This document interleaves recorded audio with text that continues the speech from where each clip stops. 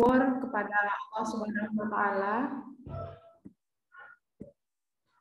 di mana berkat rahmat dan karunia-Nya lah kita dapat melaksanakan webinar season 1 analisis item dengan program geometrik pada pagi hari ini. Selawat beriring salam tidak lupa kita kirimkan kepada Nabi Muhammad SAW dengan mengucapkan Allahumma sholli ala Sayyidina Muhammad wa ala ali Sayyidina Muhammad. Assalamualaikum ya Rasulullah. Baiklah, untuk tidak memperpanjang waktu, langsung saja kita mulai webinar season 1 analisis item dengan program geometrik yang akan dipandu oleh Saudari Hasya Zarfan Ibadah. Pada Hasya, kami persilahkan. Baik, terima kasih kepada Saudari Siti. Bismillahirrahmanirrahim. Assalamualaikum warahmatullahi wabarakatuh. Waalaikumsalam warahmatullahi wabarakatuh. Selamat pagi semuanya. Semoga kita selalu dalam keadaan yang sehat walafiat. Baik, perkenalkan saya Hasya Zarfan. Di sini saya akan bertugas sebagai moderator pada pagi hari ini. Saya ingin mengucapkan selamat bergabung kepada para peserta dalam webinar session 1 dengan tema analisis item dengan program geometrik. Webinar ini diselenggarakan oleh Laboratorium Pengukuran Fakultas Psikologi dan merupakan kuliah gabungan yang diikuti oleh mahasiswa semester 4 dan yang sedang mengambil mata kuliah psikometri. Adapun narasumber kita pada hari ini ialah Bapak Ivan Muhammad Agung MSI. Beliau merupakan Ketua Laboratorium Pengukuran Psikologi sekaligus dosen di Fakultas Psikologi UIN Suska Riau. Baik, pada para peserta, untuk tidak memperpanjang waktu, mari kita simak penyampaian materi oleh narasumber kita pada pagi hari ini. Kepada Bapak Ivan, waktu dan tempat dipersilahkan. Baik, terima kasih Harsha ya, atas kesempatannya yang diberikan kepada saya. Baik, saya akan mulai ya. Assalamualaikum warahmatullahi wabarakatuh. Waalaikumsalam warahmatullahi wabarakatuh. Alhamdulillah pada pagi hari ini kita bisa bertemu lagi walaupun di dalam ruang maya ini ya, dalam rangka webinar 1 analisis item dengan geometrik ya. Salat wassalam kita haturkan kepada Nabi besar Muhammad sallallahu alaihi wasallam. Semoga kita menjadi pengikut beliau hingga akhir hayat. Baik, teman-teman semester 4 ataupun yang mengambil mata kuliah psikometri ya. Ini saya mau absen dulu lah. Ini ada 126 ya. Jadi silakan nanti mengikuti perkuliahan ini paling lama sampai jam 12 ya. Kemudian ini dihitung 1 kali pertemuan ya. Jadi bagi yang kurang ini bisa dihitung 1 kali pertemuan untuk mata kuliah psikometri ya.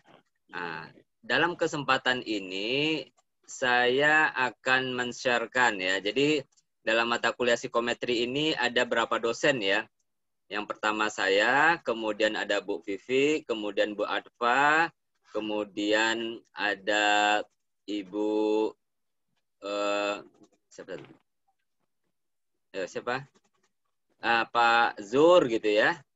Nah, itu merupakan dosen-dosen pengampu mata kuliah psikometri di semester ini. Ada kurang lebih berapa kelas ya? 5 apa 6 ya semester ini. Nah, tentunya setiap dosen punya tugasnya masing-masing ya. Nah, ini untuk kelas semester saya ya. Di kelas saya di 4C dan di gabungan itu tugas akhirnya adalah membuat tes ya yang sederhana ya, tes kognitif, kemudian dibuat analisisnya menggunakan program yang saya jelaskan nanti yang namanya geometrik ya. Nah, nanti mungkin dosen-dosen lain punya program masing-masing ya. Walaupun nanti berbeda, mungkin ada pakai program yang lain, tetapi ini sebagai masukan, informasi tambahan untuk teman-teman sekalian ya. Jadi nanti saya akan menjelaskan sedikit tentang ya tentang analisis item, kemudian nanti prakteknya ya. Jadi bagi teman-teman yang mempunyai laptop, silakan dibuka laptopnya, atau yang pakai HP boleh disimak ya. Nanti mudah-mudahan ini direkam, kemudian nanti bisa saya sharekan di YouTube atau apa ya, kalau mungkin sambil mengulang. Baik, saya akan share screen kan ya, ininya. Kita akan mulai ya.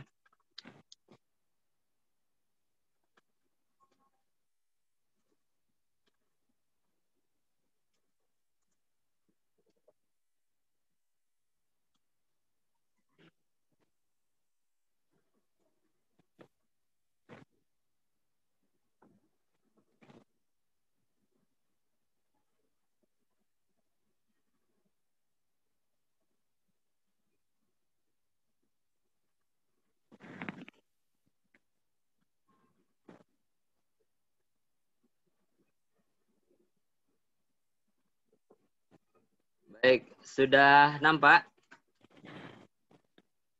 Sudah, Pak. Sudah ya? Baik.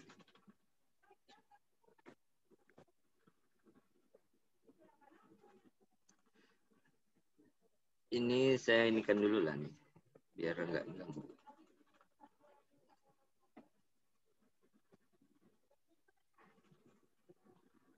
Baik, nama materi kita pada hari ini adalah analisis item dengan geometrik. Nah, nanti kita akan jelaskan ya apa itu program ini. Program ini bukan program yang baru ya, tetapi memang tidak terlalu populer ya. Tetapi cukup lah ya, karena ini cukup mampu membantu kita untuk menganalisis item karena kelebihan dan juga ada kekurangannya ya. Baik, saya akan mulai sedikit tentang pengantar tentang pengukuran dulu sedikit ya. Jadi di dalam pengukuran psikologi atau konstruksi pengukuran psikologi itu ada tahapan-tahapannya gitu ya. Seperti yang Anda ya pelajari ya dari kelas masing-masing. Nah, secara umum ya, kita akan melihat ada berapa tahapan ya di dalam tes ya, atau konstruksi pengukuran. Nah, bisa kita lihat di sini, yang pertama adalah kita menentukan konstruk dan konteksnya ya maksudnya itu ya. Konstruknya apa? Jadi ini berkaitan dengan tujuan daripada pengukuran kita tuh apa. Kalau kita ingin mengukur konsep A, misalkan kita ingin mengukur konsep kepercayaan diri, berarti tujuan kita adalah untuk mengukur ya konsep kepercayaan diri. Jelas ya, jadi sudah jelas kita target kita adalah ingin mengukur konstruk kepercayaan diri ataupun konstruk yang lain. Kemudian kita tentukan konteksnya ya. Jadi konteksnya ini adalah berkaitan dengan karakteristik ya. Karakteristik apa yang akan kita ukur. Siapa yang akan kita ukur. Tentu akan berbeda antara anak-anak, remaja, dan juga dewasa tentunya ya. Ini akan berbeda ya. Jadi kita harus memahami ya di awal selain tujuannya atau konstruknya apa, juga yang kita pahami adalah konteksnya apa, sehingga kita bisa menyesuaikan apa yang akan kita inikan. Kemudian tentukan format dan tulis item. Ya, ini format penulisan item tentu untuk semester 4 belum ya. Nanti di semester 5 itu ada mata kuliah PSP ya, penyusunan skala psikologi. Nah, di psikometri ini lebih kepada analisisnya ya, analisis daripada pengukuran itu sendiri. Kemudian kita tentukan format dan tulis itemnya, kemudian baru kita kumpulkan datanya. Nah, kumpulkan data ini ya belum bentuk tryout ya, pilot study kita terhadap alat ukur kita, kemudian baru kita analisis psikometrinya. Nah, analisis psikometri ini ya di dalamnya yang paling utama ya ada 2 ya. Jadi dalam mata kuliah psikometri ini ada dua hal ya. Yang pertama adalah reliabilitas dan validitas. Nah, saya pikir ini dua hal konsep inilah yang menjadi topik kajian di dalam ilmu psikometri. Nah, reliabilitas berkaitan dengan hasil ya. Jadi reliabilitas itu dilakukan setelah kita mengambil data ya. Jadi setelah akhir ya. Jadi dia melihat apakah data itu konsisten mengukur ya konsep atau target yang kita ingin ukur gitu ya. Nah, tetapi kalau validitas ini prosesnya dari awal sampai akhir ya. Jadi validitas ini lebih komprehensif ya. Mulai dari sifatnya kualitatif sampai kuantitatif ya. Jadi sepanjang kita mengukur ini kita memperhatikan aspek validitasnya. Ya, sumber-sumber validitas itu ada 5 ya. Bisa kalian nanti ada yang secara umum kalau di ini kan menjadi 3 ya. Ada konten ya, kemudian ada kriteria, kemudian ada konstruk ya. Tapi ada 5 sebenarnya yang lebih terbarunya ya. Bagaimana validitas itu dipengaruhi oleh 5 faktor ya. Mulai dari konten ya, kemudian dari relasi dengan variabel lain sampai dengan konsekuensi ya. Baik, itu pembahasan yang lain. Kemudian setelah itu ya baru di dalam analisis psikometri ini termasuklah analisis item gitu ya. Jadi analisis item ini sebenarnya bagian dari ke semua proses ya di dalam psikologi asesmen itu sendiri ya, reliability dan validity ya. Baik. Secara umum ya, secara umum tes itu ada dibagi 2 ya. Jadi kalau teman-teman ya memahami bahwa di dalam tes psikologi itu kan kita intinya adalah melakukan pengukuran terhadap manusia. Manusia itu sebenarnya kalau kita belajar psikologi ada 3 ya aspeknya ya. Ada kognitif, ada afektif, ada psikomotor ya. Ketiga aspek ini bisa melahirkan pengukuran yang berbeda-beda. Cronbach ini secara umum dia membagi tesnya menjadi 2. Yang pertama tipenya adalah maksimal atau ini kalau kita mudahnya tes kognitif ya, maksimal ya, perform ya. Jadi tes itu dinilai berdasarkan perform ya. Kemudian ada typical ya. Nah, typical ini ya sifatnya adalah non kognitif ya. Artinya termasuk di dalamnya kepribadian. Nah, ini sebenarnya tidak saya akan jelaskan lebih lanjut ya, tapi intinya adalah tes kognitif dan tes non-kognitif. Bisa dilihat di sini perbedaannya ya. Kalau tes kognitif itu yang mudahnya ya tes prestasi. Kalian UAS, UTS gitu ya, itu adalah tes kognitif ya. Responnya ada benar, ada salah. Soalnya jelas ya, stimulusnya jelas. Hasilnya ya tergantung kita. Kita belajar, kita siap, hasilnya maksimal ya.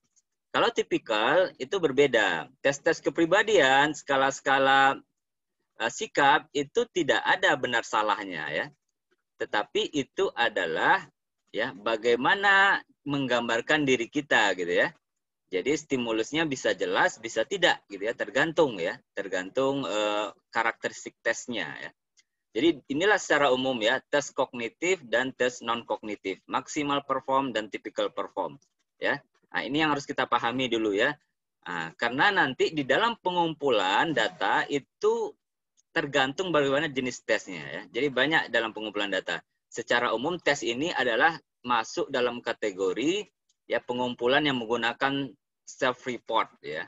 Jadi kalau dalam pengukuran psikologi itu self report itu individulah yang melaporkan ke kuesioner dalam bentuk kuesioner atau dalam bentuk tes yang lain tentang kondisi psikologisnya. Ada juga yang tidak menggunakan self report gitu ya, misalkan observasi gitu ya. Nah, itu kan nggak dilaporkan individu, kita yang mengamati. Ada juga yang menggunakan alat gitu ya, misalkan tes kebohongan gitu ya, menggunakan yang menggunakan alat-alat kedokteran ya untuk men-screening ya fisiologis kita, itu bisa juga. Atau kita secara tidak langsung menggunakan alat, misalkan kita menggunakan mesin ya, artinya kita menggunakan suatu software untuk mengumpulkan data. Itu bisa yang model sekarang. Ya, itu yang kita pahami ya. Baik, ini secara umum ya jenis tes. Kemudian kita masuk ke kata kuncinya ya. Nah, ini analisis item ya. Jadi analisis item itu merupakan seleksi item untuk mengevaluasi item yang terbaik dari suatu tes ya. Jadi berfungsi untuk mengetahui apakah item dapat berfungsi secara benar. Jadi dalam analisis item itu ada dua hal yang diperhatikan ya. Yang pertama validitas item, ini maksudnya daya beda ya. Kemudian tingkat kesulitan item ya. Jadi validitas dan tingkat kesulitan item ini menurut Freeman ya.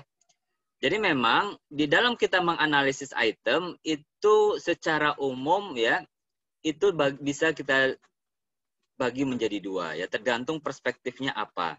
Nah, untuk hari ini kita menggunakan pendekatan klasik ya. Artinya secara umum ada dua, menggunakan pendekatan klasik atau kita menggunakan pendekatan modern ya, atau kita menggunakan probabilitas ya kayak Rush gitu ya. Tapi kita menggunakan yang secara umum yang klasik dulu ya untuk hari ini. Nah, kalau kita lihat ya, dalam analisis item itu ada dua hal yang diperhatikan tadi ya. Validitas item ini maksudnya dikaitkan dengan konteksnya daya beda item ya. Jadi nanti kita jelaskan ya. Kemudian tingkat kesulitan soal ini berkaitan dengan tes kognitif. Jadi teman-teman semester 4 khususnya di kelas saya itu tugasnya adalah untuk UAS-nya adalah membuat soal kognitif ya yang sederhana 10 sampai 15 soal, kemudian diuji cobakan ke teman-temannya, kemudian dilakukan analisis item dengan program yang nanti saya jelaskan ya. Oke, itu ya dua hal yang hari ini kita akan bahas ya. Analisis item ya, daya beda item dan tingkat kesulitan item. Baik, ini ya dua hal pokok ini yang kita inikan.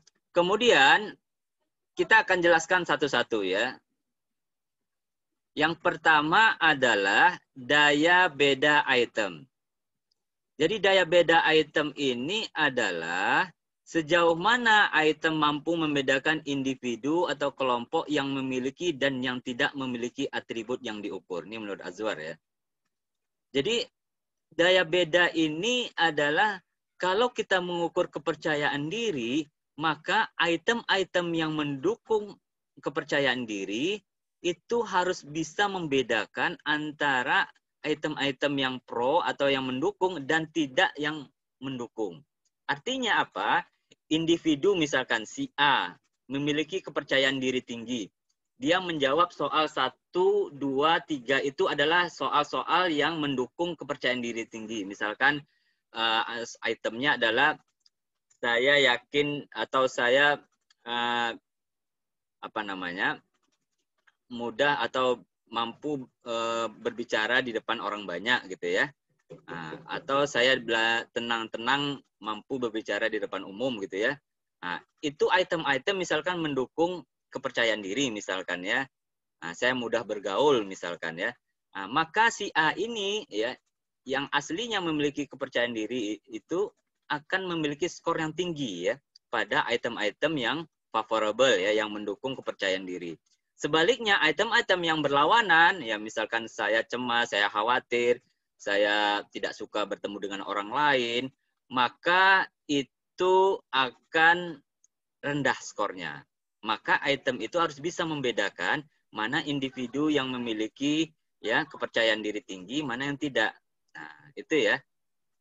Tetapi namanya manusia itu akan beda ya. Kadang-kadang setiap respon itu misalkan seharusnya dia jawab sangat setuju, tetapi dia jawab tidak setuju atau tidak sesuai. Itu ini yang akan mengganggu daya beda item.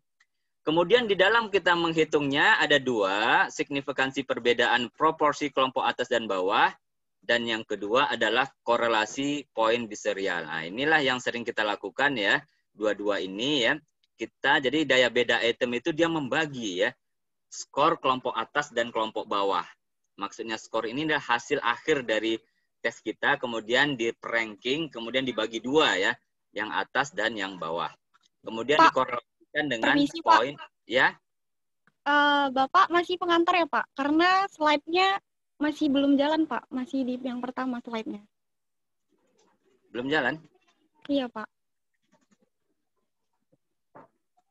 Harusnya sudah jalan. Oh, ini masih slide yang pertama, Pak. Oh iya.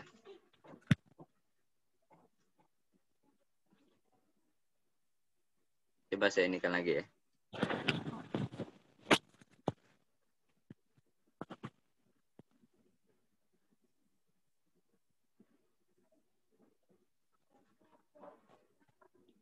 Udah jalan ya? Oh, udah, Pak. Oke, Pak. Terima kasih, Pak. Tadi sampai sini ya.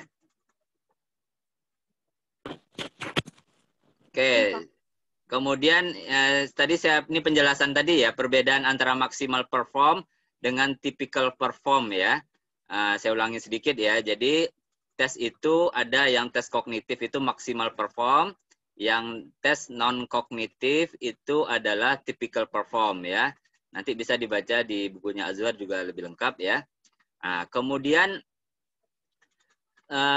kita masuk ke ininya tadi ya, saya ulang sedikit ya, analisis item. Analisis item ini yang kita gunakan ya adalah nanti tentang daya beda ya. Nah, daya beda, validitas daya beda item dan tingkat kesulitan soal ya. Nah, ini yang kita akan explore ya dengan ini, dengan geometrik ya. Jadi tugasnya ya untuk kelas saya khususnya ya, itu membuat tes kognitif, kemudian dianalisis dua hal ini ya. Daya beda, kemudian tingkat kesulitan item. Mungkin ada tambahan lagi kalau dalam tes pilihan ganda adalah efektivitas distraktornya ya. Seberapa efektif ya, khususnya untuk soal-soal yang non-science ya tentunya ya. Karena kalau science kan udah pasti ya. Baik, itu ya, itu analisis item. Ini yang saya jelaskan yang terakhir ya. Jadi daya beda item itu adalah sejauh mana item itu bisa membedakan individu yang memiliki atribut mana yang tidak ya. Mana individu yang memiliki kepercayaan diri tinggi, mana yang tidak. Tapi kalau sama saja berarti item itu tidak bisa melakukan diferensiasi gitu ya. Ibaratnya sama seperti ini. Kalau kita menjawab soal yang mudah, soal kelas 1 SD jawab oleh kelas 3 SD. Tentu semuanya benar gitu ya. Berarti soal itu tidak bisa membedakan mana individu yang memiliki kemampuan matematika yang bagus, mana yang tidak. Makanya kelas 3 SD harus diberi soal yang kelas 3 SD gitu ya. Jadi itulah fungsinya daya beda item ya. Penghitungannya ada dua yang sering kita lakukan ya. Perbedaan kelompok atas dan bawah, kemudian dilanjutkan dengan korelasi dengan poin biserial atau biserial korelasi. Jadi DBA-nya tinggi, daya beda itemnya tinggi, biasanya akan mempengaruhi reliabilitasnya. Ya, jadi akan mempengaruhi reliabilitasnya karena itu ada berkaitan ya. Oke, ini contoh ininya ya, contoh manualnya ya. Contoh manual rumusnya, tapi kita tidak akan menghitung secara manual ya. Nanti kita akan lihat hasilnya ya. Kemudian ininya apa namanya? Kriterianya umumnya soal dengan daya beda yang seberapa yang dapat diterima. Jadi range-nya ada 0 sampai 1 ya. Umumnya soal itu masih bisa diterima 0,3 ya ke atas. Ya. Ada yang mengatakan lebih selektif lagi 0,4. Ada yang mungkin 0,25 masih bisa diterima ya. Dengan catatan mungkin ya semuanya itu soalnya penting dan terlalu banyak yang gugur bisa kita kurangi ya. Tapi umumnya sekitar 0,25 ke atas ya. Itu pertimbangan ya, pertimbangan dari para peneliti atau ahli ya, yang tentu kita memutuskan kriteria apa yang kita gunakan. Secara umum ya ini ya, kita bisa lihat tingkat daya pembeda item ya. Itu ya untuk daya beda item. Ini contohnya ya. Kalau kita menggunakan SPSS ya, saya yakin teman-teman ya untuk tugas yang pertama itu menggunakan SPSS untuk menghitung reliabilitas. Mana yang namanya daya beda item? Yang namanya daya beda item ini adalah yang ada namanya correlated item total korelasi. Inilah yang menggunakan ya biserial ya. Korelasi biserial karena dia membagi kelompok atas dan kelompok bawah kemudian dikorelasikan dengan item total korelasi. Nah, kalau kita lihat di sini, kalau kita menggunakan patokan kriteria 0,3, maka kalau dari 16 item ini, ya, hanya ada item nomor 8 ya. Nah, 0,299. Nah, ini nyaris 3. Kalau di belakang ada 3 ya. Maka dari data ini kita lihat kan ya, alfanya ya 0,8, reliabilitas 0,8 ya. Karena yang gugur ya kalau kita patokan 0,3 ya cuma 1 ya. Nah, ini ya. Jadi mencerminkan kalau nanti ada yang 0 atau ada yang minus, maka koromba alfanya atau reliabilitasnya akan jatuh ya atau turun ya.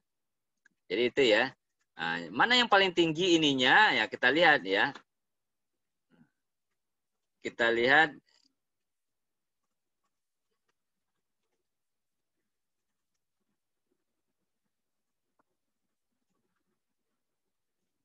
ya. Ini ya, kita lihat 0,82 ya, 0,8582. Oke, itu ya. Nah, nanti ini saya pikir ini sudah dipelajari ya. Nah, kemudian kita bicara selanjutnya lagi tentang tingkat kesulitan item. Nah, tingkat kesulitan item ini khusus untuk tes-tes yang kognitif ya. Tes-tes yang kognitif. Nah, jadi apa yang dimaksud dengan tingkat kesulitan ini? Ya, tingkat kesulitan itu adalah peluang untuk menjawab benar pada suatu soal pada tingkat kemampuan tertentu yang biasanya dinyatakan dalam indeks ya. 0 sampai 1. Semakin besar indeks, maka kesulitan yang diperoleh dari hasil hitungan berarti semakin mudah. Nah, rumusnya kalau sederhananya seperti ini. Ya. Jadi ini ya indeks kesulitan item atau kesukaran item. Berapa peserta yang menjawab benar dibagi dengan jumlah peserta tes ya. Jadi kalau jumlah soalnya 10, yang benar 10 berarti 10 per ya jumlah pesertanya 10 ya. 10 berarti 1. Nah, berarti 1 itu kan maksimal ya. Berarti ya sangat mudah sekali ya karena tidak ada yang salah. Biasanya soal yang mudah itu berkaitan juga dengan daya beda itemnya rendah. Karena dia tidak bisa membedakan mana individu yang memiliki kemampuan yang baik, mana yang tidak. Karena semua soalnya di bawah kemampuan daripada individu ya. Ya itu ya. Nah, kemudian indeksnya atau kriterianya adalah ini ya. Kurang dari 0,3 itu sukar atau sulit. 0,3 sampai 0,7 sedang atau cukup. Lebih 0,7 ya itu mudah ya.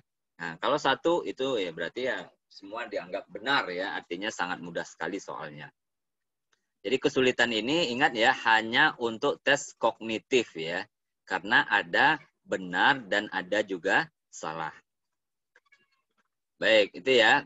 Kemudian yang terakhir yang dibicarakan di dalam analisis item kalau kita pilihan ganda ya. Efektivitas distraktornya atau pengecoh ya. Ini kita kalau pilihan ganda yang untuk tugas akhirnya ya, untuk teman-teman yang psikometri, khususnya kelas saya, itu membuat tugas tes kognitif. Nah, analisisnya sampai sini ya, daya beda, kemudian bicara tentang kesulitan ya, karena tes yang kita buat adalah tes kognitif ya, yang benar salah, yang pilihan ganda.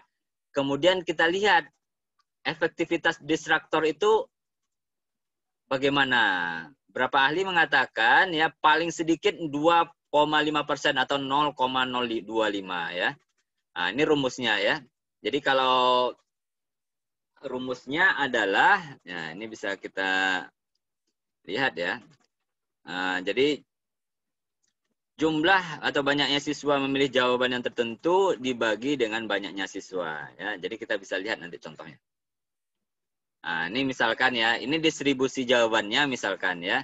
Nomor soal, kemudian penyebaran jawabannya, dia ada pilihannya ada 4, A, B, C, D ya. Nah, jumlah siswanya ada berapa? Ya, kita bisa lihat di sini ya. Nah, di sini ada 1, 2, 5, 6 gitu ya. Jadi ada 6 ya. Nah, distribusinya bagaimana? Nah, A, B, C, D. Yang tanda bintang ini adalah kunci jawabannya. Nah, kunci jawabannya Kemudian kalau kita lihat distribusinya A, B, D tetap ada yang mengambil, tetap ada yang memilih ya, tapi yang paling banyak C ya. Nah, di sini bisa kita lihat ya. Nah, misalkan kita melihat ya untuk pengecoh A ya. Nah, pengecoh A ini yang milih berapa? 1 ya. Jadi 1 jumlah N-nya berapa? 6 ya. 1/6, 0,17.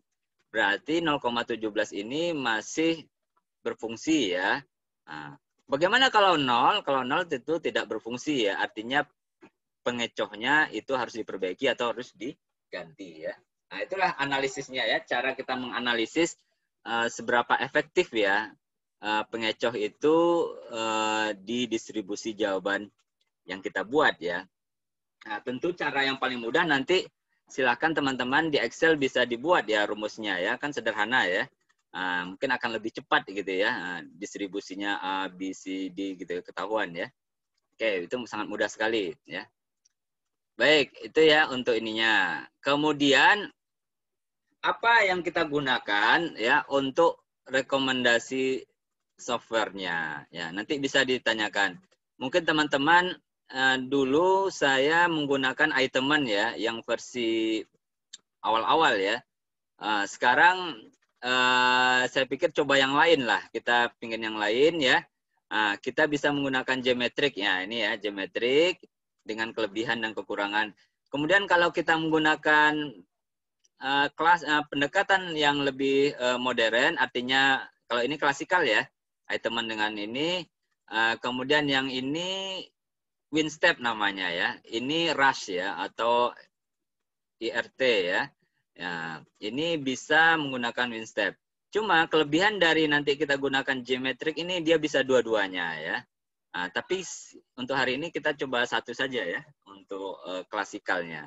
Apa yang masuk klasikal itu ya kita analisis item, kemudian kita uji daya bedanya, kemudian kita lihat destruktornya ya.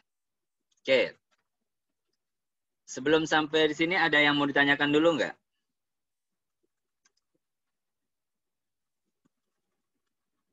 Sebelum kita lanjut ininya.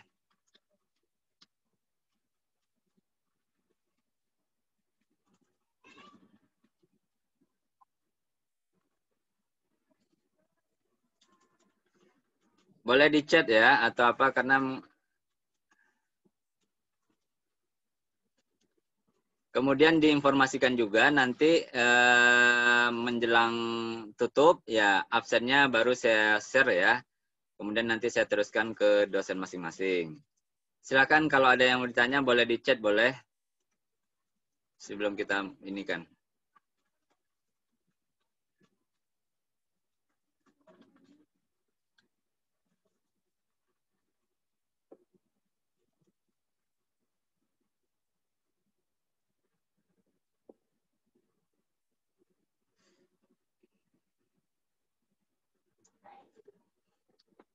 Tidak, kalau tidak kita lanjutkan ya ininya. Baik.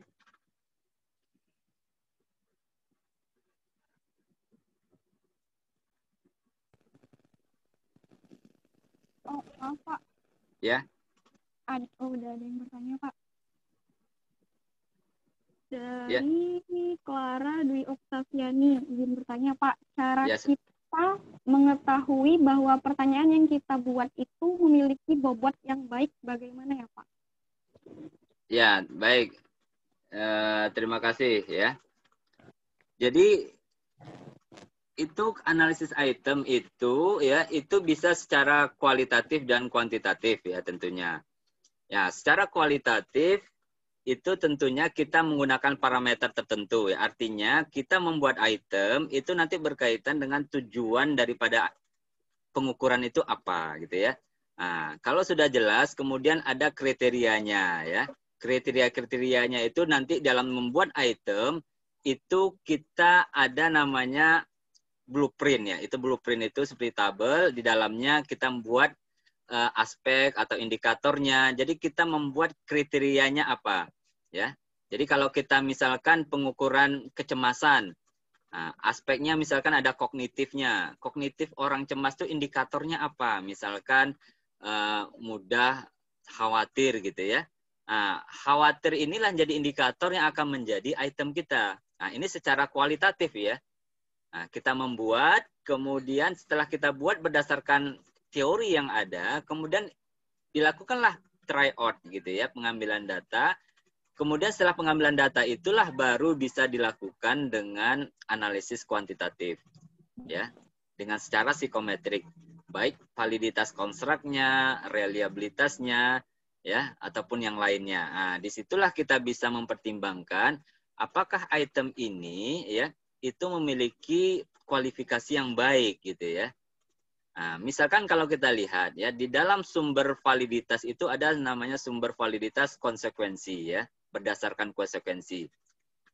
Tujuannya bagus, alat ukurnya bagus, tesnya bagus, tetapi dampaknya mungkin nggak bagus. Ya, kita bisa lihat ya, bagaimana di sekolah itu kan dulu menjadi apa namanya, UAN gitu ya, UN itu kan menjadi momok menakutkan bagi siswa gitu ya, bagaimana hanya berapa hari siswa bisa dikatakan tidak lulus.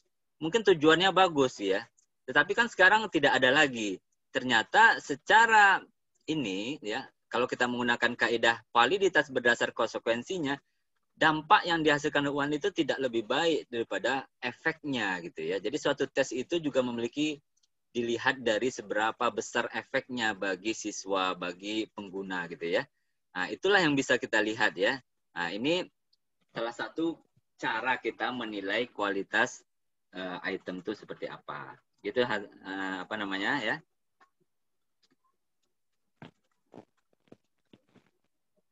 Baik. Ada lagi?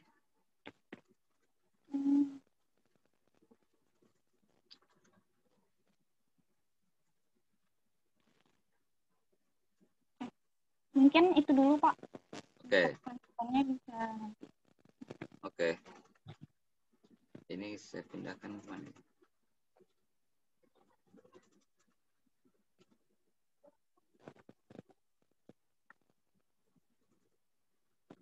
Baik. Sekarang kita akan buka ya. Mungkin teman-teman yang pakai laptop, kalau pakai HP agak sulit ya. Bisa diinikan ya, di googling gitu ya, Geometric ya. Ini sebenarnya program saya pun tidak terlalu ini ya, belum menguasai ya, artinya hanya sekedar untuk pengajaran saja ya. Ini program Geometric ini ya, aplikasi perangkat lunak, jadi open source ya. Jadi open source itu biasanya gratis ya, free ya, pasti free ya. Jadi kalau kita sekarang menggunakan software-software analisis data itu sekarang sudah banyak yang open source ya.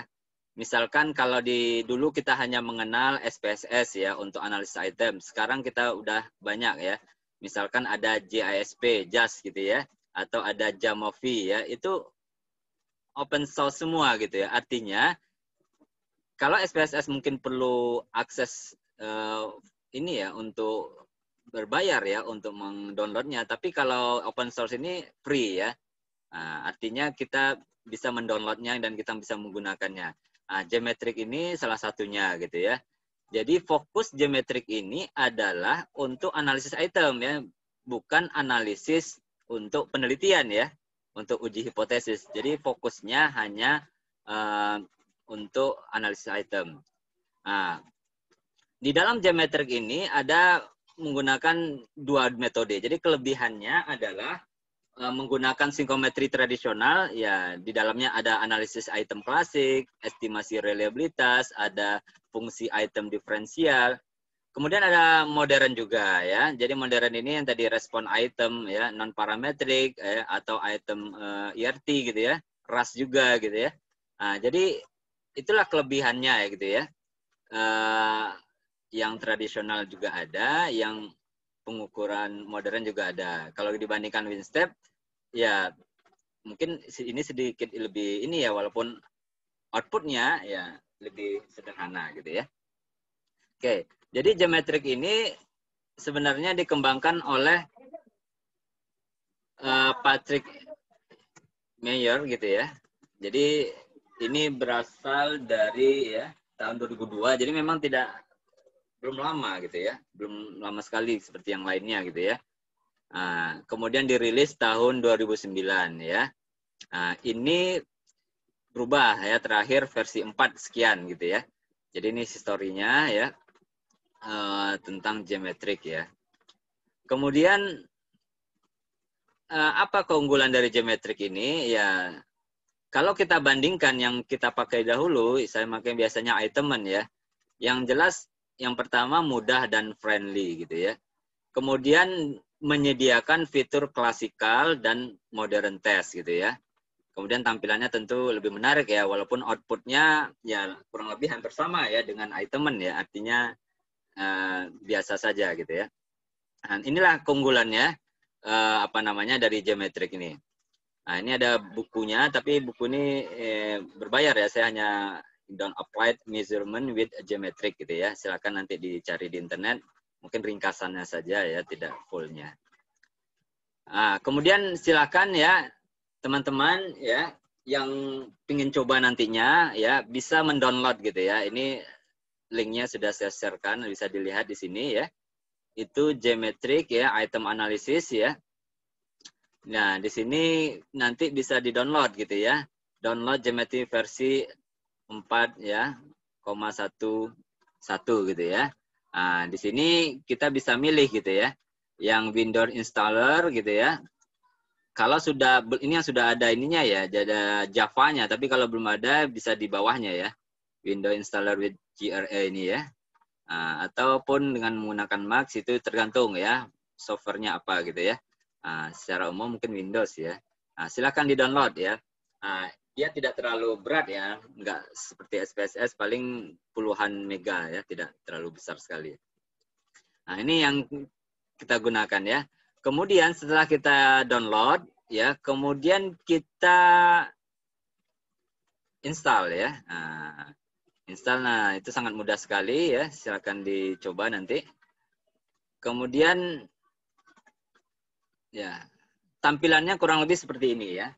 Nah, jadi tampilan dari geometrik ini ada hampir sama, ada file, ada edit, ya log, manage, transform ya, analyze ya, ada graph ya, kemudian yang ini hampir sama kurang lebih ya.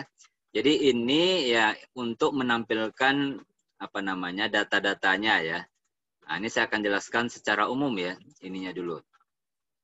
Kemudian setelah itu kita bisa lihat ya, ini kalau kita klik ya, langkah awalnya. Jadi ketika kita sudah menginstal, kita baru bisa open gitu ya, open program ya.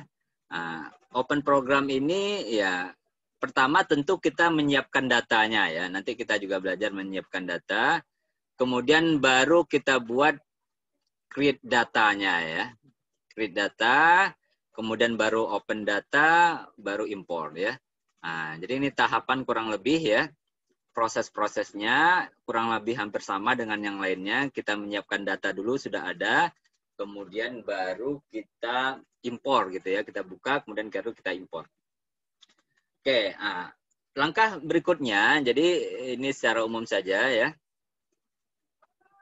Nah, bagaimana kita menyiapkan data? Jadi data di dalam hampir sama dengan model Itemen ya. Kita bisa menggunakan CSV ya, koma gitu ya. Atau kita bisa menggunakan teks ya, tab delimited. Nah, ini cara mengubahnya ya, itu sangat mudah sekali ya. Jadi kalau Anda punya data di Excel gitu ya. Nah, nanti kita tunjukkan itu di save as saja, kemudian pilih data. Kalau kita pilih teks ya, tab delimited itu nanti pakai tab ininya ya. Tapi kalau pilih CSV ya kita pilih koma gitu ya. Nah, ini menyesuaikan ya, menyesuaikan pilihan kita gitu ya, datanya. Nah, karena dia hanya bisa membaca data-data yang model TST atau CSV ya. Excel dirubah dari Excel ke CSV atau TXT. Oke, nanti kita contohkan. Nah, kemudian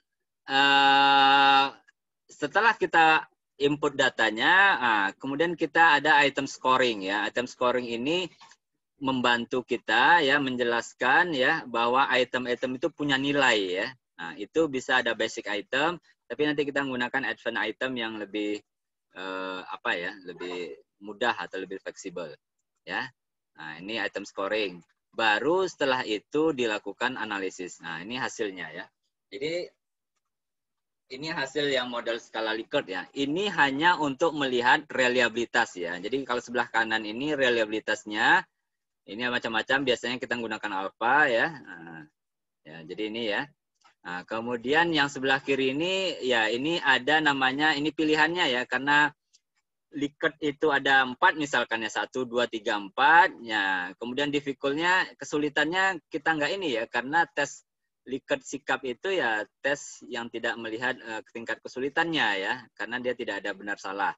Ini standar deviasinya, ini adalah diskriminasi, ini adalah daya beda ya. Jadi dalam bahasa software, discrimination itu adalah daya beda item yang kita bahas tadi. Nah, ini misalkan tadi 0,4 gitu ya. 0,4, 0,5. Ini kalau tes-tes yang sifatnya non-kognitif, itu cukup kita melihat reliabilitasnya, kemudian kita lihat daya bedanya ya. Daya bedanya.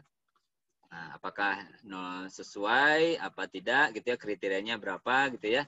Nah, jadi itu sangat sederhana sekali. Tetapi memang kalau untuk reliabilitas, saran saya ya kita gunakan software yang lain saja, yang misalkan JAS atau menggunakan SPSS ya. Itu lebih sangat familiar gitu ya. Nah, kenapa? Kalau ini kan dia satu paket juga ya, ada yang bisa menggunakan ini, tetapi yang diunggulkan, yang diutamakan adalah tes-tes yang sifatnya kognitif, khususnya pilihan ganda yang tidak bisa dianalisis di SPSS misalkan ya, atau di JAS gitu ya. Oke, itu untuk hasil daripada item analisis mirip ya dengan itemen ya, bentuk ininya. Kemudian yang non-kognitif atau pilihan ganda, seperti ini ya. Pilihan ganda seperti ini.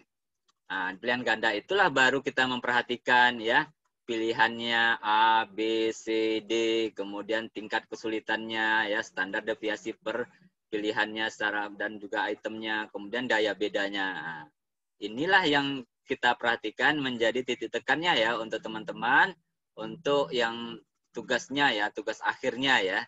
Nah, silakan nanti khusus kelas saya tentu membuat tes kognitif sifatnya pilihan ganda ya, kemudian mengambil data dan dianalisis menggunakan software ini. Baik, itu ya untuk ininya, untuk hasilnya ya. Nah, ini untuk hasilnya. Kemudian apa yang bisa kita ambil ya secara umum, kita ringkas ya di dalam geometrik ini untuk materi kita hari ini. Yang pertama adalah tingkat kesulitan item gitu ya. Kemudian daya beda item, efektivitas disruptor, dan yang terakhir reliabilitas. Jadi untuk 4 hal ya yang bisa kita ambil. Walaupun efektivitas disruptor itu kita tambahkan sedikit ya, manualkan dengan rumus yang tadi gitu ya, karena memang tidak langsung dia mengatakan berapa ya nilainya ya. Nah, itu bisa nanti dibantu dengan di Excel gitu ya. Baik, itu secara umum ya ininya ya. Sekarang kita akan coba aplikasikan dengan geometrik ya. Nah, ini yang mungkin harus diperhatikan ya untuk ininya.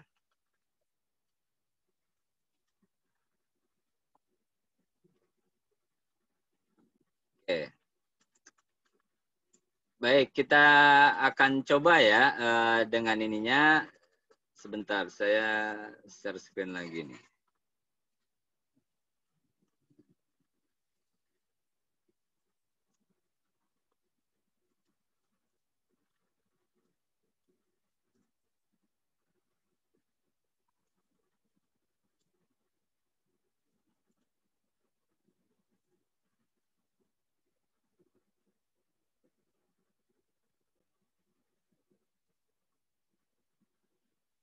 Baik.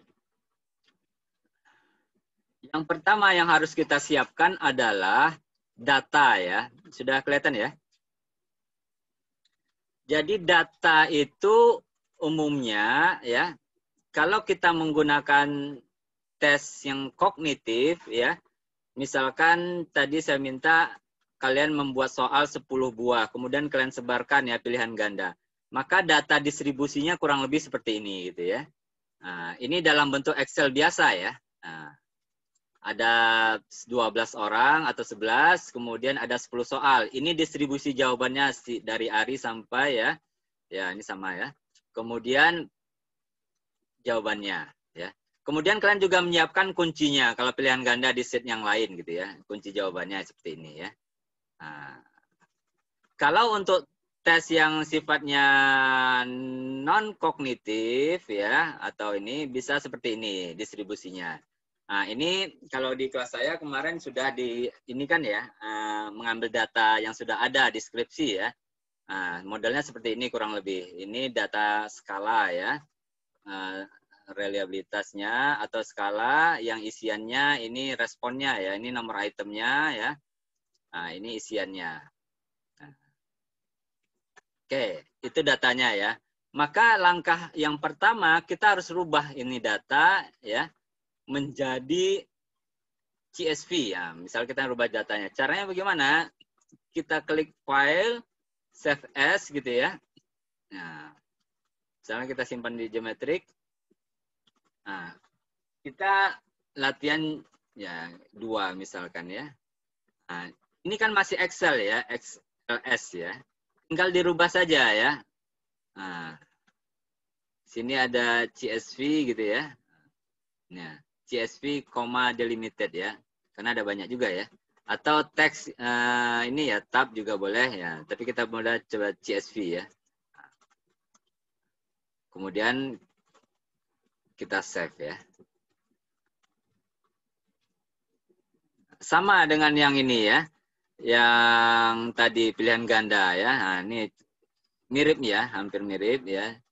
Cuma dia ada Microsoft Excel koma ya di sininya. Nah, tapi kalau datanya tab, modelnya seperti ini ya. Nah, kalau tes kognitif seperti ini ya. Nah, oke ya. Nah, itu. Itu langkah yang mudah untuk ininya. Kemudian, untuk kita memulai, ya, karena saya sudah diinstal ya, berarti kita tinggal ini saja, mengkliknya ya. Mengklik, membukanya ya, instalannya. Kemudian nah ini tampilannya ya, tampilan daripada geometriknya. Ini tampilannya ya. Nah, ini yang saya katakan ada file ya, ada open, save as, ada edit gitu ya. Log, ada manage, transform, analyze. Nah, ini untuk analyze ya. Jadi analyze frekuensi, deskriptif, korelasi ya, item analisis. Nah, ini biasanya yang kita gunakan. Di sini RAS model gitu ya. Kemudian ada ERT gitu ya. Nah, silahkan nanti bagi yang ingin mengeksplor lebih lanjut silahkan ya. Kemudian ada gambar ya, ada yang lain juga ya komannya. Oke, sekarang kita ingin ya menggunakan data yang skala non sikap dulu ya. Nah, silakan di ini ya. Jadi kalau kita ingin open data gitu ya. Nah, oh, kita buat dulu lah ininya ya. Nah, kalau kita ingin import data gitu ya. Oke. Nah.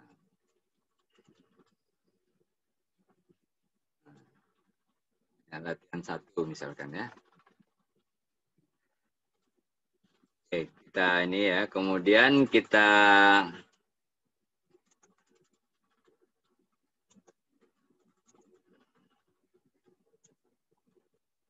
dulu.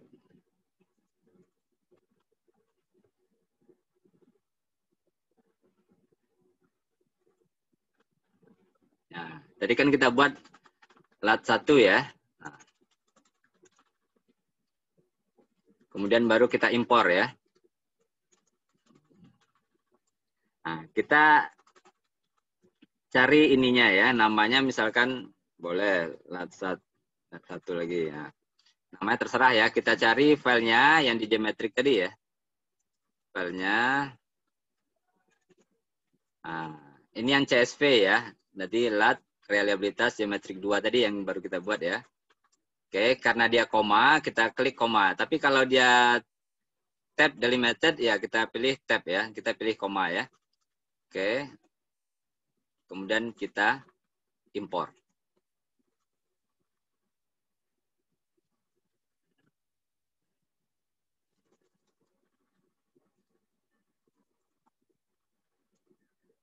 Oke.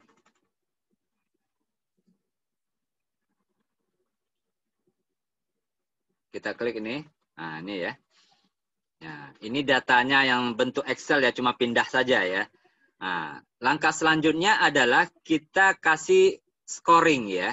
Karena scoring 1, 2, 3, 4 ini bisa jadi benar-benar 1, 2, 3, 4 ya, tapi bisa jadi berbeda. Tapi karena kita sudah pasti 1, 2, 3, 4 itu sama, maka caranya ya yang tadi kita klik transform ya, kemudian advanced item scoring ya. Nah, ini kita memberikan scoring, maksud dari option kita itu kan ada 1, 2, 3, 4 ya. Karena pilihannya sudah berbentuk angka ya. Nah, kita tulis saja di sini 1, 2, 3, 4. Skornya sama ya. 1 itu melambangkan 1, 2 juga 2, 3 juga 3. Kecuali beda ya. Nah, kemudian kita pilih ya. Item mana yang ini? Misalkan semuanya ya. Karena semuanya ya, kecuali nama ya. Nama kan tidak masuk item ya. Dan kita pindahkan. Nah, kemudian baru kita submit ya. Nah, jadi semua skor tadi sudah ini ya, di scoring ya, item kita. Oke. Nah, kemudian kita refresh ya. Ya, ini seperti inilah ya datanya ya. Jadi semuanya datanya. Nah, kemudian untuk mencari reliabilitasnya, karena ini tes non-kognitif, maka kita hanya fokus mencari reliabilitasnya ya. Nah, item analisis ya. Kalau mau dicoba frekuensi juga boleh, misalkan ya, deskriptif juga boleh ya. Nah, sama ya, seperti ini ya. Ini misalkan ya, kita runkan. Nah, ini ya hasilnya. Nah, ini deskriptifnya ya. Nah, tentu tampilannya sesuai dengan yang kita inginkan ya. Ada min, maksimal, maksimal, standar deviasi gitu ya. Nah, ini deskriptifnya. Kemudian kalau kita mau tadi ini ya, reliabilitasnya ya silakan dipindahkan gitu ya. Ininya ya kita bisa lihat di sini ya, bisa kita klik ini yang penting ya.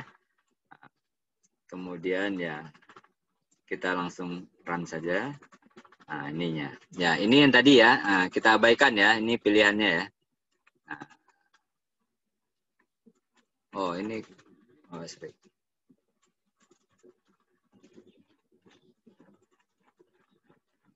Nah, oke, ini yang kita lihat ya. Reliabilitasnya, koefisien alfa 0,9 ya. Nah.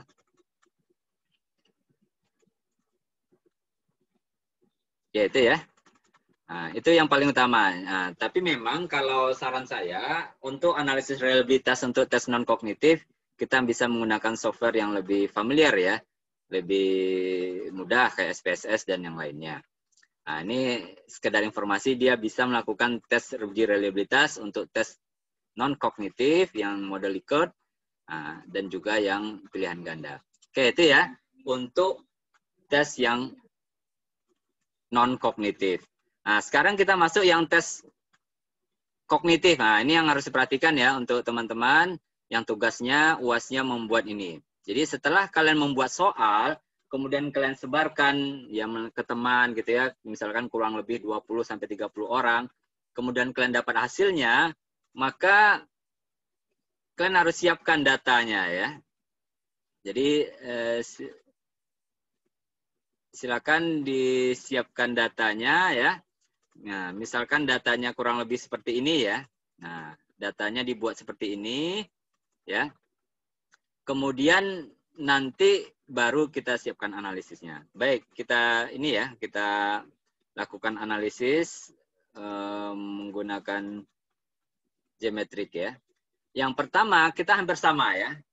Jadi kalau kita ingin buat baru ya kita buat new data gitu ya, misalnya latihan 2 gitu ya, latihan 2 ya. Kemudian baru kita ya open data gitu ya, latihan 2. Tadi kita buat latihan 2 ya. Ini untuk memastikan arahnya. Baru kita masukin datanya. Nah, tadi datanya sudah di ini kan, kita tinggal import data ya. Ya. Latihan 2 ya, misalkan ya. Kita cari datanya ya. Nah, data geometric test kognitif CSV gitu ya. Misalkan ini ya. Import.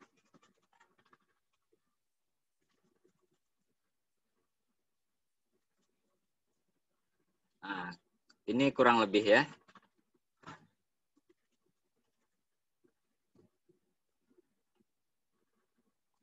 Oke.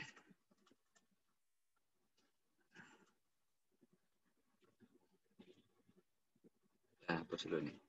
Nah, ini datanya, kalau datanya kognitif ya. Nah, cara men-scoringnya bagaimana? Karena tidak bisa langsung ya. Harus di-scoring dulu ya. A itu item 1 sama item 10 ini ya. Mana kunci jawabannya? Ya, mana yang nilainya 1, mana yang nilainya 0 ya. Nah, ini kelemahannya ini ya, yang masih saya pahami ya. Masih manual ya, yang sulit ya. Nah, jadi kita kalau banyak itemnya tentu akan kesulitan ya. Nah, tentu ini hanya sebagai latihan ya. Jadi langkah selanjutnya adalah, karena kalau kita lihat di sini variabelnya masih, scoringnya masih kosong ya. Nah, belum bisa dianalisis. Nah, langkah selanjutnya sama, kita silahkan kita scoring dulu, transform, kemudian advanced item scoring ya. Nah, di sini masih kosong. Nah, kemudian kita lihat ya. Nah, bisa kita lihat siapkan kunci jawabannya gitu ya. Jadi optionnya yang pertama adalah, kan optionnya A, B, C, D ya. A, B, C, D. Nah, A, B, C, D ini tergantung ya. Jawaban yang benar untuk item 1 itu apa? B kah, C, D, atau A? Jawaban yang benar kita kasih poin nilai 1. Ya. Ya, jadi jawaban yang benar kita kasih poin nilai 1 ya. Nah, sekarang kita coba lihat ininya ya. Jawaban yang benar itu apa? Jadi kalau kita lihat di sini ya. Nomor 1 jawabannya adalah B ya. Nomor 2 C, nomor 3 C, A ya. Di B itu kalau kita lihat ada 2 ya, item 1, item 5, item 10 gitu ya. 1, 5, 10. Nah, cara gimana? Berarti kita kasih poinnya 0, B-nya 1, yang lainnya 0 ya. 0, 0. Kemudian kita pilih item berapa tadi? Item 1, item 5, sama item 10. Kemudian kita pindahkan ke kanan, kemudian kita submit. Nah, dia sudah di bold ya kalau yang sudah ada nilainya. 1, 5, 10. Oke ya. Nah, kemudian kita ulang lagi nih. Jadi memang agak ini pula ya. Kelemahannya itu ya, dibandingkan misalkan item gitu ya. Nah, kemudian kita lihat lagi ya. Soal atau apa lagi kunci jawabannya ya. Kita perhatikan lagi. Misalkan D ya. Nomor 2 C dulu ya. C.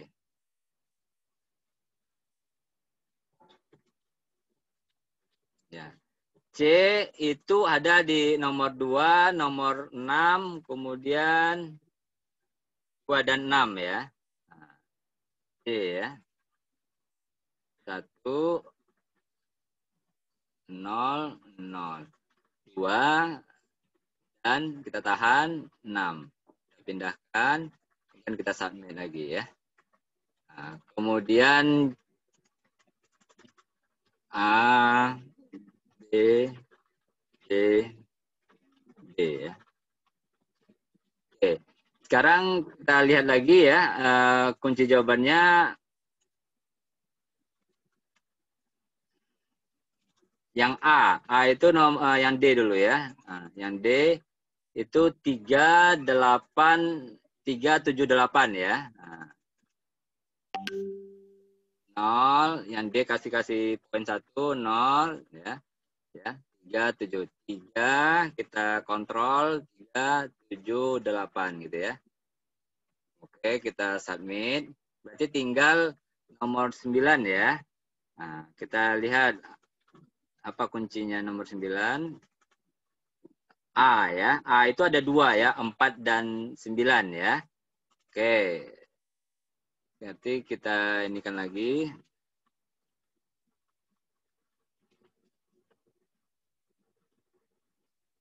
Kemudian A1 karena dia kuncinya ya. 0, 0, dan 0 ya.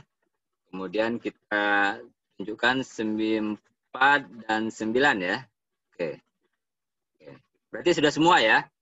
Nah, ini ininya ya, salah satu mungkin ininya. Nanti bisa dicari lagi ya trik-triknya. Mungkin ada cara yang lebih praktis ya. Tapi saya ininya masih model seperti ini. Oke, kemudian kalau sudah submit semua, baru kita oke-kan. Nah, kemudian kita refresh datanya, baru kita lihat di variabel ini, ya sudah ada ya. Nah, kalau data seperti ini ya, itu ya baru bisa kita analisis. Nah, caranya sederhana ya. Nah, analisis ya, kemudian kita pindahkan. Nah, ini baru kebaca ya. Kalau belum ada scoringnya, belum bisa kebaca. Pindahkan ya. Oke. Kemudian kita lanjutkan saja. Nah, kita run gitu ya. Ini hasilnya. Ya. Isi bawahnya reliability ya 0,9 ya. Dengan segala macam jenis pengukurannya ya. Kemudian ini yang paling penting ya. Ya. Nah, ini yang paling penting ya. Kita lihat di sini ya. Nilainya ya, item 1 ya. Kemudian ada discrimination-nya, ada tingkat kesulitannya gitu ya. Kemudian ada standar deviasinya. Nah, ini ada ininya. Jadi kalau kita lihat ya, di dalam tes kognitif itu ya, yang paling penting tentu di sini bisa kita lihat tingkat kesulitannya. Item 1 itu 0,2. Nah, kita lihat kriteria 0,2 itu apa? Ya. Oh, termasuk sulit karena di bawah 0,3 ya.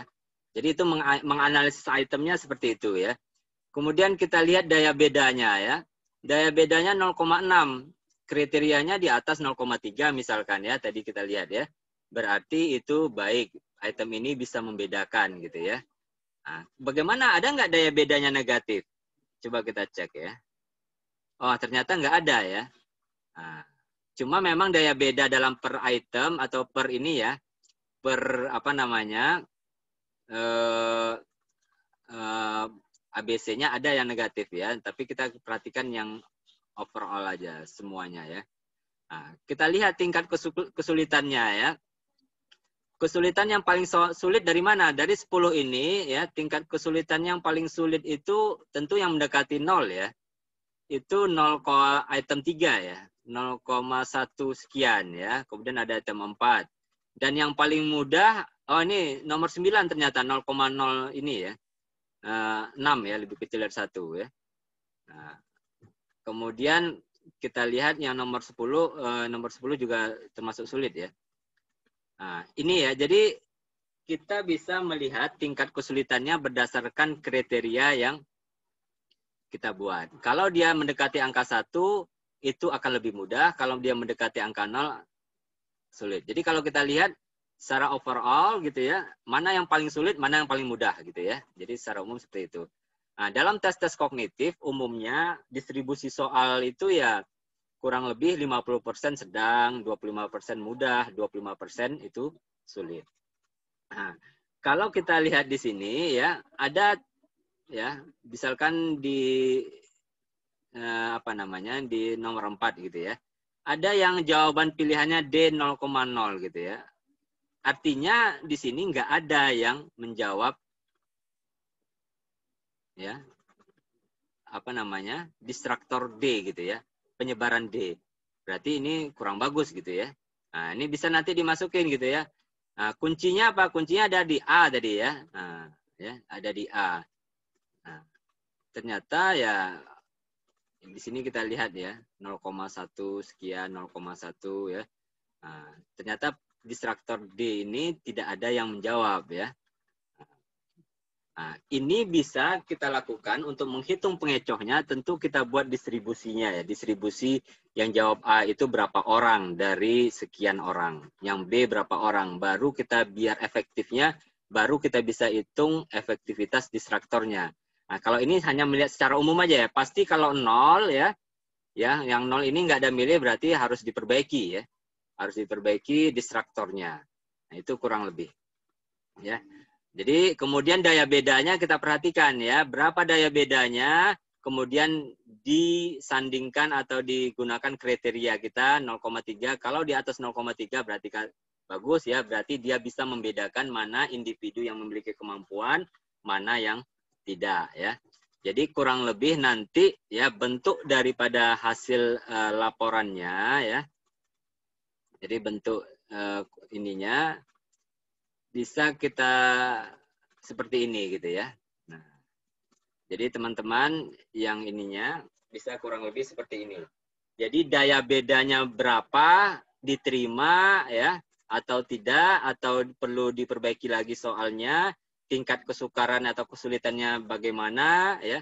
Kemudian penyebaran jawabannya apakah pengecohnya berfungsi dengan baik atau tidak ya. Jadi kurang lebih kalau dinarasikan adalah daya beda, tingkat kesukaran, penyebaran jawabannya. Nah, bisa misalkan nomor 1 ya, soal ini dapat diterima karena ya daya bedanya lebih dari 0,3, tingkat kesukarannya sedang. Ya misalkan pengecoh C dan D berfungsi cukup baik, sedang A tidak berfungsi misalkan ya, misalkan soal dapat diterima. Tergantung ya, tergantung. Ini contoh yang saya ambilkan dari yang lain ya, materi yang lain ya. Ini contohnya. Jadi rekomendasinya apa? Misalkan harus diperbaiki ini, harus diperbaiki pengecohnya gitu ya. Secara ini daya bedanya bagus, tingkat kesulitannya juga misalkan sedang. Oke ya, jadi itu ya cara kita menyimpulkan ya, membuat rekomendasi dari tes itu sendiri. Baik, mungkin itu saja yang bisa saya sampaikan ya secara singkat. Ya ini silahkan bertanya, nanti bisa diulang-ulang lagi ya. Kalaupun ada ya pertanyaan, boleh, silakan saya kembalikan ke Rasa.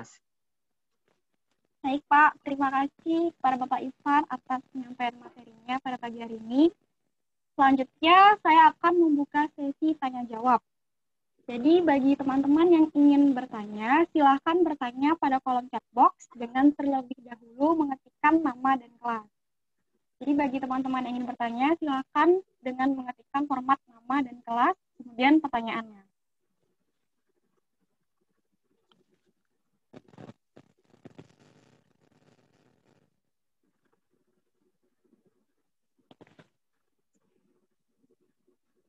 Oke, sudah ada pertanyaan yang masuk.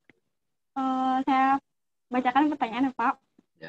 Untuk pertanyaan pertama dari Abdullah Fatur Rashid dari kelas 4E, ingin menanyakan standar deviasi itu nggak nentuin bobot item ya, Pak? Seperti itu. Ya. Standar deviasi ini kan dilihat deskriptifnya ya. Jadi kalau kita lihat ininya tadi ya, mana tadi ya? Jadi di dalam item itu kan ada, jadi standar deviasi ini ada yang secara umum ya. Ada juga di dalamnya ada per item standar deviasi. Jadi kalau saya belum menguji ya, apakah standar deviasi itu akan berhubungan dengan ini ya, daya beda ya. Tentu bisa saja ada ya, tetapi perlu pembuktian ya. Apakah standar deviasi ini kan berkaitan dengan penyimpangan dari rata-rata ya. Dari rata-rata skor dari item 1. Misalkan di sini item 1, di sini nggak ada rata-ratanya ya. Tapi kalau kita lihat yang tadi gitu ya, misalkan di sini ada ini, nah, misalkan di sini item 1 ya, tapi bukan item tadi ya. Nah, di sini item 1 rata-rata misalkan di sini adalah 3. Standar deviasinya adalah 0,5. Semakin besar standar deviasinya, ya, berarti variasi di dalam skornya itu semakin besar. Ya. Nah, bagusnya apa? Ya mungkin standar deviasinya tidak terlalu besar ya, karena berkaitan dengan errornya juga gitu ya. Nah ini ininya ya, 0, sekian ya. Artinya apa? Kalau datanya sama semua, misalkan ada 10 orang, datanya skor akhirnya 10 semua, maka standar deviasinya nggak ada 0. Karena nggak ada variasinya dalam soal skornya gitu ya, 10 semua gitu ya. Maka data itu sebenarnya tidak bisa dilihat nanti ya variasinya. Tapi di dalam ilmu sosial itu sangat mustahil ya, dalam pengukuran itu nilainya sama semua ya. Bahkan di individu yang diukur berkali pun bisa jadi berbeda ya, antara pengukuran satu dengan pengukuran berikutnya gitu ya. Gitu ya saya. Ya Pak. Pak. Ya. Terima kasih Pak. So, untuk teman-teman yang lain yang ingin bertanya, silakan.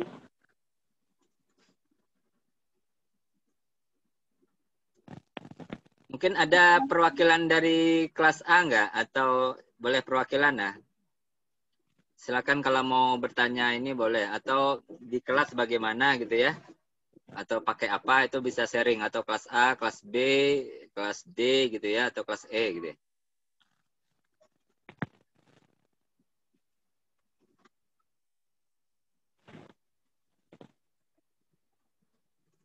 Oh ya Pak, saya ingin menanyakan untuk link presensinya nanti. Oh ya, ini saya share dulu ya. Oh ya Pak. Presensinya.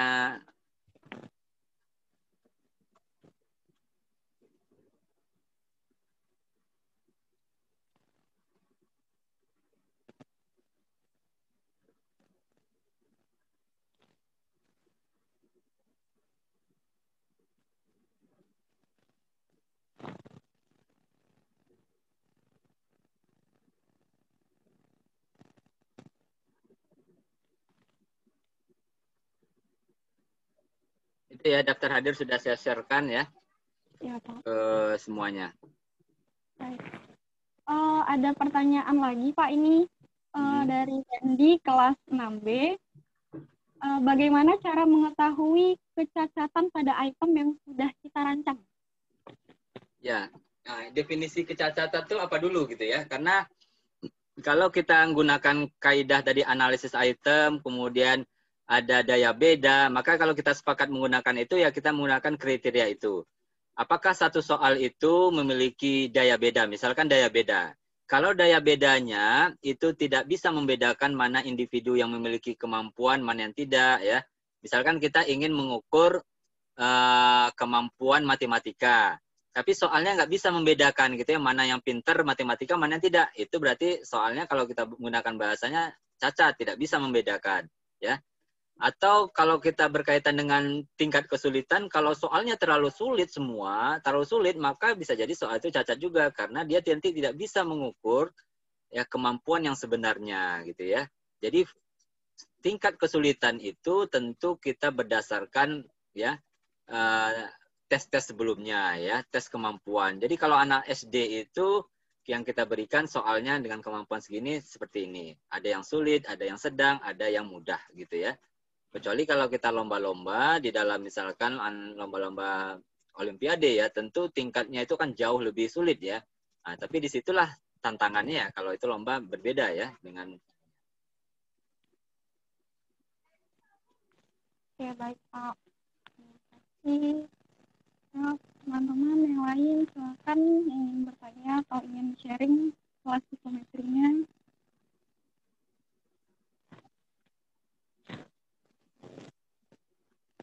Baik, lagi menunggu pertanyaan, saya ingin mengingatkan kepada teman-teman untuk mengisi link daftar hadir yang telah disebar atau di-share di kolom chat. Jadi nampaknya ada yang ya, ada yang dari ini ya, dari Reska ya. Bagaimana kita mengetahui ya, apa yang dapat kita lakukan jika subjek menjawab pertanyaan kita dengan asal-asalan tersebut ya. Oke, kalau tergantung tesnya ya. Kalau tesnya kognitif, kalau dia jawab asal-asalan, itu tetap ya. Jadi bisa kita analisis ya. Yang pertama, kalau tesnya kognitif kan ada benar salah ya. Jadi kalau ada benar salah, kalau dia asal-asalan, ya berarti kemungkinan dia jawaban benar itu tetap ada probabilitasnya ya, tetapi kecil ya. Nah, kita akan bisa lihat ya nilai skornya misalkan kalau benar salah akan rendah gitu ya.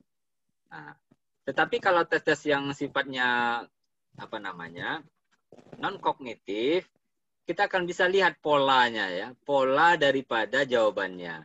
Kalau misalkan dia jawab sangat setuju, misalkan dia mengukur tentang kecemasan, padahal dia orangnya misalkan dia menjawab saya mudah khawatir, dia sangat setuju. Kemudian pertanyaan berikutnya, saya tenang dalam berhadapan dengan orang lain. Dia sangat setuju juga. Jadi dua soal ini dia berlawanan gitu ya. Jadi dua hal yang berlawanan ini bisa jadi ada indikasi kalau dia itu ngasal gitu ya. Artinya dia hanya menceklis. Atau jawabannya sangat setuju semuanya. Atau model pola yang mirip-mirip gitu ya. Nah, itu bisa kita indikasikan itu adalah asal-asalan. Maka dalam penelitian yang pengukuran non-kognitif, yang kepribadian, kejujuran itu berkaitan dengan validitas. Kalau dia nggak jujur, maka dia jawabannya akan ngasal. Dia misalkan khawatir, dia jawab nggak khawatir. Atau sebaliknya, dia jawabannya percaya diri, dia jawab nggak percaya diri. Nah, itu akan mempengaruhi ya. Maka ada beberapa tes yang orang dia tidak sadar kalau dia diukur ya. Misalkan menggunakan implicit test gitu ya. Atau menggunakan yang sifatnya tes-tes yang sifatnya menggunakan waktu gitu ya. Nah, jadi orang nggak sempat berpikir lagi kalau dia untuk memanipulasi itu ya.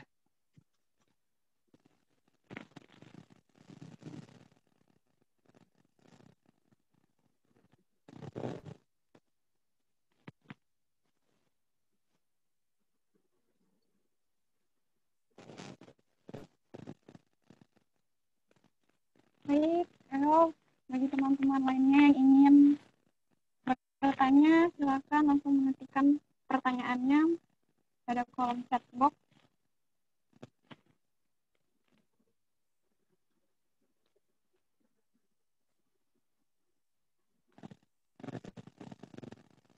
Ya, ada perwakilan kelas A ada.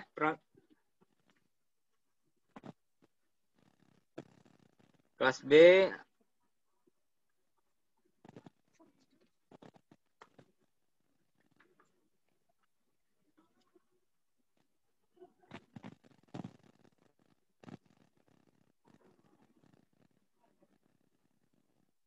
Ya, ini ada dari 4E ya, saya baca. Ya, Abdullah. Apakah di dalam tes non-kognitif ada opsi netral? Ini ada ya. Netral itu tetap juga dinilai ya. Nah, misalkan dalam skala Likert itu kan ada sangat setuju, setuju, netral ya. Itu yang model ini. Tetapi itu pilihannya itu tergantung dari peneliti itu sendiri ya. Apakah dia memberikan opsi netral atau tidaknya. Ini masih pro kontra. Artinya ada kelebihan, ada kekurangannya. Kelebihannya mungkin kita bisa lebih spesifik ya. Nah, kelemahannya nanti orang akan cenderung kalau ragu-ragu akan ke netral semua gitu ya. Jadi tetap ada dalam opsi netral pilihannya, tapi itu juga tergantung daripada peneliti apakah memberikan dalam responnya itu ada netral atau tidak gitu ya. Nah, tapi kita sering juga menemukan ya netral ya di tengah-tengah gitu ya. Bisa.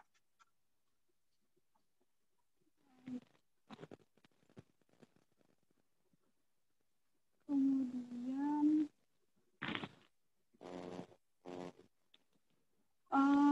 ada pertanyaan lagi Pak dari Randy kelas 6B. Ya. Jadi apakah jika banyak responden melakukan faking good akan mempengaruhi matriks yang kita peroleh Pak? Ya. Ini kalau untuk tes kognitif tentu tidak bisa ya.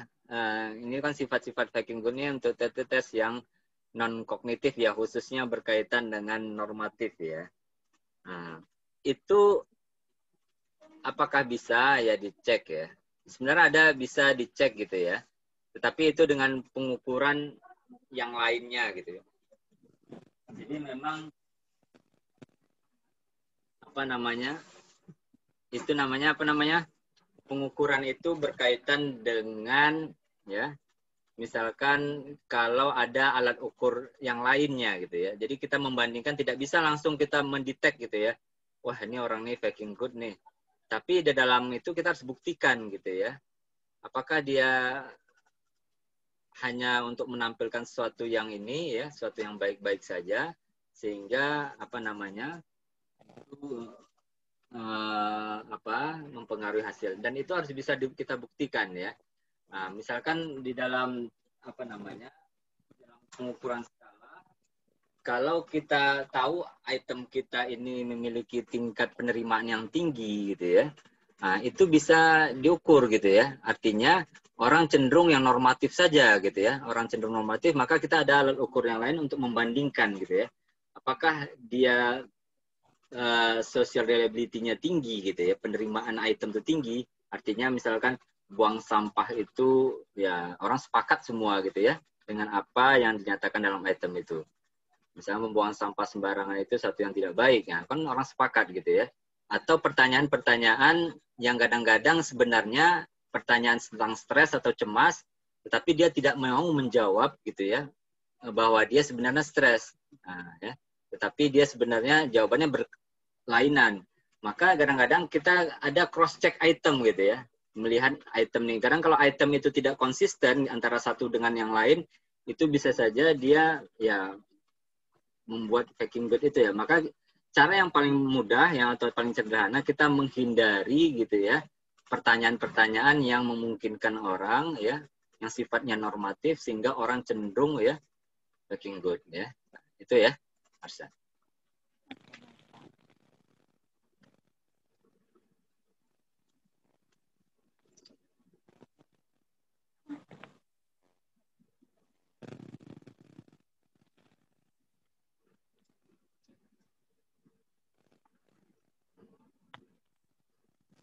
Baik, yang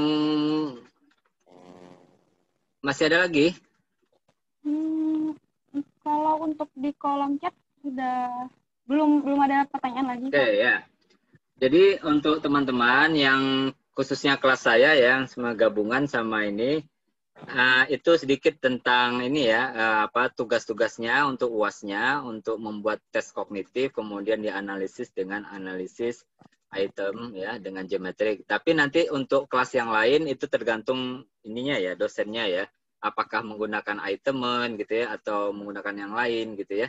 Nah, tapi hari ini saya hanya men-sharekan ya ada program yang bisa menganalisis ya pendekatan klasikal ya yang sudah kita lakukan tadi dalam analisis item, dan ada juga pendekatan yang modern ya RAS atau ERT gitu ya. Nah, itu nanti silakan ya bagi teman-teman yang berminat yang ingin mengeksplor gitu ya, baik untuk skripsinya mungkin bisa menggunakan itu ya dengan segala kelebihan dan kekurangannya. Mungkin itu saja yang bisa saya sampaikan ya. Kurang lebihnya mohon maaf ya kalau ada kesalahan, kekurangan. Ya ini memang kita tidak terlalu populer dengan software ini, tetapi cukup membantu ya, cukup membantu bagi kita untuk melaksanakan tugas-tugas perkuliahan. Nah, tentunya di kenyataannya ya ini sebagai dasar ya, sebagai dasar artinya apa? Di dalam pengembangan tes-tes yang sekarang, yang sejalan dengan pengembangan IT, tentunya kita sudah berkolaborasi dengan IT gitu ya. Artinya tes-tes misalkan UTBK itu sendiri itu menggunakan pendekatan-pendekatan yang sifatnya modern ya, menggunakan pendekatan probabilitas ya untuk menganalisis item. Jadi sekarang dalam pengukuran pengukuran tes-tes ujian masuk itu semua sudah menggunakan pendekatan probabilitas atau pendekatan modern gitu ya, dengan kombinasi IT ya. Jadi tidak manual tadi kita menghitung ini ya. Jadi sudah pendekatannya sudah sangat ini ya. Nah, ini sebagai dasar ya. Artinya bagi teman-teman yang berminat tentang pengembangan tes psikometri yang bisa melanjutkan ya kuliah atau melakukan penelitian lebih lanjut tentang psikometri. Dan mudah-mudahan dengan sharing ini ya ada yang tertarik ya untuk lebih mendalami tentang psikometri ke depannya. Ya mungkin itu saja yang bisa saya sampaikan. Terima kasih atas masukannya. Jangan lupa isi absennya ya. si absennya. Dan ini saya akhiri. Assalamualaikum warahmatullahi wabarakatuh. Waalaikumsalam warahmatullahi wabarakatuh. Alhamdulillah dengan terjawabnya pertanyaan terakhir, maka berakhir pula sesi tanya jawab pada hari ini. Adapun kesimpulan yang bisa saya tarik dari penyampaian materi pagi hari ini yaitu aplikasi Jetmetric merupakan aplikasi perangkat lunak open source yang berfungsi untuk analisis statistik dan psikometri. Aplikasi Jetmetric ini fokus ke analisis item, seperti menguji daya beda item, tingkat kesulitan, serta efektivitas distraktor. Kemudian untuk kelebihannya sendiri terdapat mudah dan friendly, kemudian menyediakan fitur klasikan dan modern test, serta tampilannya yang menarik. Baik, untuk para peserta sekalian, jangan lupa untuk mengisi link presensi yang telah di-sharing di kolom chat. Baik, terima kasih kepada Bapak Ivan atas penyampaian materi yang luar biasa pada hari ini. Semoga ilmu yang telah disampaikan dapat bermanfaat bagi kita semua. Terima kasih juga kepada para peserta yang telah berpartisipasi dalam webinar hari ini. Mungkin sekian yang dapat saya sampaikan. Mohon maaf apabila ada kata yang kurang berkenan. Saya kembalikan kepada MC. Baik, terima kasih Hasya. Alhamdulillah webinar kita pada hari ini berjalan dengan lancar. Terima kasih kami ucapkan kepada Pak Ivan selaku narasumber kita pada hari ini. Begitu pula panitia webinar dan seluruh peserta yang telah hadir di webinar kita kali ini. Saya selaku MC, mohon maaf apabila terdapat kesalahan, baik yang disengaja maupun tidak disengaja. Sampai jumpa di webinar selanjutnya. Saya tutup. Assalamualaikum warahmatullahi wabarakatuh. Assalamualaikum warahmatullahi wabarakatuh. Mohon maaf Pak, ini ya. Ada dokumentasi? Udah saya ini kan save nama Pak, udah. Oke Pak. Ya.